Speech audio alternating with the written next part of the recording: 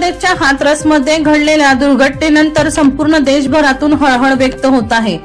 रतिभानपूर इथे आयोजित स्वयंभू संत भोले बाबा यांच्या सत्संगमध्ये चेंगराचेंगरी झाली। त्यामुळे आतापर्यंत 116 जणांचा मृत्यू झाला आहे। या दुर्घटनेत अनेक जण गंभीर जखमी झाल्याचीही माहिती मिळत आहे। तर आतापर्यंत मृतांचा आकडा 116 वर पोहोचला आहे। जखमींवर रुग्णालयात उपचार सुरू आहेत। अनेकांची प्रकृती चिंताजनक असून मृतांचा आकडा वाढण्याची भीती व्यक्त केली जात आहे। मृतांमध्ये अनेक महिला आणि लहान मुलांचाही समावेश आहे। पंतप्रधान नरेंद्र मोदी आणि उत्तर प्रदेशचे मुख्यमंत्री योगी आदित्यनाथ यांनी मृतांच्या कुटुंबियांना 2 लाख रुपये आणि जखमींना 50,000 रुपयाची भरपाई जाहीर केली आहे। हाथरसमध्ये घडलेल्या दुर्घटनेच्या समोर आलेल्या फोटोंनी केवळ उत्तर प्रदेश नव्हे तर संपूर्ण देशाला मोठा धक्का बसला आहे। घटनास्थळी पडलेल्या मृतदेहांचा ढीग अपघातांची भीषणता सांगत होता।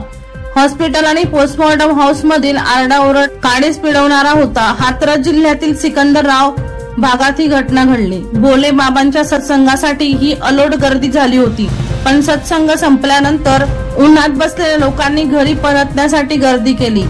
यानंतरचं दृश्य खूपच भयावह होतं। लोक एकमेकांना तुडवून जात होते, एकमेकांवर पडत होते। दीपक राठोड यांचा रिपोर्ट DR न्यूज जळगाव।